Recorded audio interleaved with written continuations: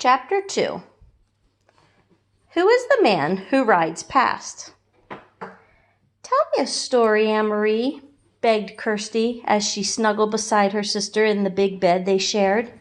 Tell me a fairy tale. Anne-Marie smiled and wrapped her arms around her little sister in the dark.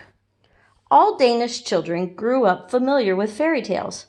Hans Christian Andersen, the most famous of the tale tellers, had been Danish himself. Do you want one about the Little Mermaid? That one had always been Anne-Marie's own favorite, but Kirsty said no. Tell one that starts with a king and a queen, and they have a beautiful daughter.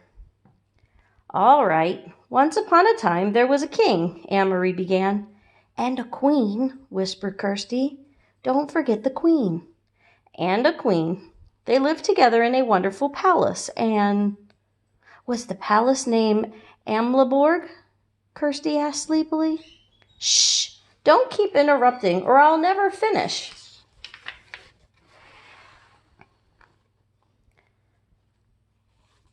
Don't keep interrupting or I'll never finish the story. No, it wasn't Amleborg. It was a pretend palace. Anne-Marie talked on, making up a story about a king and queen and their beautiful daughter, Princess Kirsten. She sparkled her tale with formal balls, fabulous gold-trimmed gowns, and feasts of pink fabulous cupcakes, frosted cupcakes, until Kirsty's deep, even breathing told her that her sister was sound asleep. She stopped, waited for a moment, half expecting Kirsty to murmur, "Then what happened?" But Kirsty was still. Anne-Marie's thoughts turned to the real king, Christian X. The real palace, Amleborg, where he lived in the center of Copenhagen. How the people of Denmark loved King Christian. He was not like fairy tale kings, who seemed to stand on balconies giving orders to subjects, or who sat on golden thrones demanding to be entertained and looking for suitable husbands for their daughters. King Christian was a real human being, a man with a serious, kind face. She had seen him often when she was younger. Each morning he had come from the palace on his horse, Jubilee, and ridden alone through the streets of Copenhagen, greeting his people. Sometimes, when Anne-Marie was a little girl, her older sister, Lise, had taken her to stand on the sidewalk so that she could wave to King Christian. Sometimes he had even waved back to the two of them. She smiled. "Now you are special forever," Lise had told her once, "because you have been greeted by a king." Anne-Marie turned her head on the pillow and stared through the partly open curtain of the window into a dim September night. Thinking of her sister Lise, her solemn, lovely sister always made her sad. So she turned her thoughts again to the king, who was still alive, as Lise was not. She remembered a story that Papa had told her shortly after the war began, shortly after Denmark had surrendered and the soldiers had moved in overnight to take their places on the corners. One evening, Papa had told her that earlier he was on an errand near his office, standing on the corner waiting to cross the street, when King Christian came by on his morning ride. One of the German soldiers had turned suddenly and asked a question of a teenage boy nearby. "Who is that man who rides past here every morning on his horse?" the German soldier had asked. Papa said he had smiled to himself, amused that the German soldier did not know. He listened while the boy answered. "He is our king," the boy told the soldier. "He is the king of Denmark." "Where is his bodyguard?" the soldier had asked. "And do you know what the boy said?"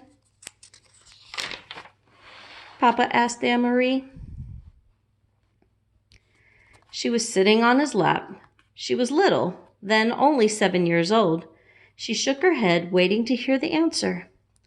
The boy looked right at the soldier and he said, "All of Denmark is his bodyguard."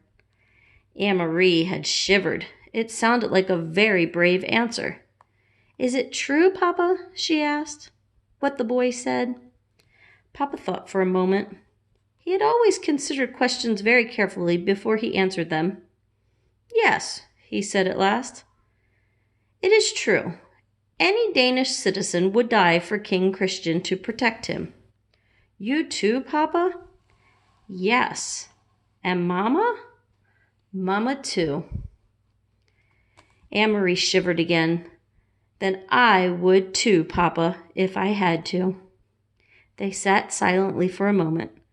From across the room, Mama watched them, Anne-Marie and Papa, and she smiled.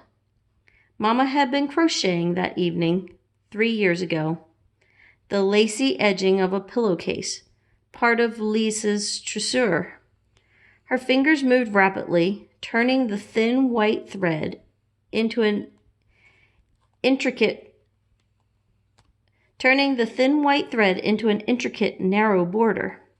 Lise was a grown-up girl of 18, then about to be married to Peter Nielsen. When Lise and Peter married, Mom said, Anne-Marie and Kirsty would have a brother for the very first time. "Papa," Anne-Marie had said, finally, into the silence, "sometimes I wonder why the king wasn't able to protect us. Why didn't he fight the Nazis so that they wouldn't come into Denmark with their guns?" Papa sighed. "We're such a tiny country," he said, "and they're such an enormous enemy. Our king was wise. He knew how few soldiers Denmark had. He knew that many, many Danish people would die if we fought." "In Norway they fought," Anne-Marie pointed out. Papa nodded. "They fought very fiercely in Norway. They had those huge mountains for the Norwegian soldiers to hide in. Even so, Norway was crushed." In her mind, Anne-Marie had pictured Norway as she remembered it from the map at school, up above Denmark. Norway was pink on the school map. She imagined the pink strip of Norway crushed by a fist.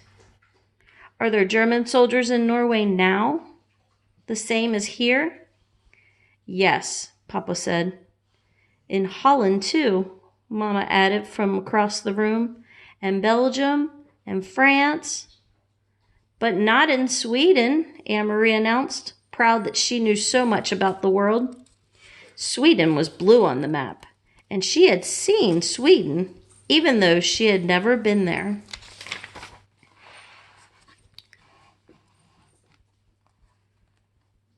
Standing behind Uncle Hendrik's house, north of Copenhagen, she had looked across the water, the part of the North Sea that was called the Kattegat, to the land on the other side.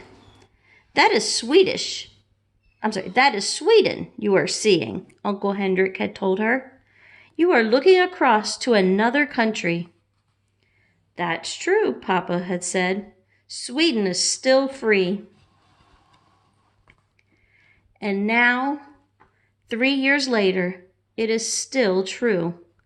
But much else had changed. King Christian was getting old, and he had been badly injured last year in a fall from his horse, faithful old Jubilee, who had carried him around Copenhagen so many mornings. For days they thought he would die. All of Denmark had mourned. But he hadn't. King Christian X was still alive. It was Lise who was not. It was her tall, beautiful sister who had died in an accident 2 weeks before her wedding. In the blue carved trunk in the corner of this bedroom, Anne-Marie would see its shape even in the dark. Were folded Lise's pillowcases with their crocheted edges, her wedding dress with its hand-embroidered neckline unworn, and the yellow dress that she had worn and danced in with its full skirt flying at the party celebrating her engagement to Peter.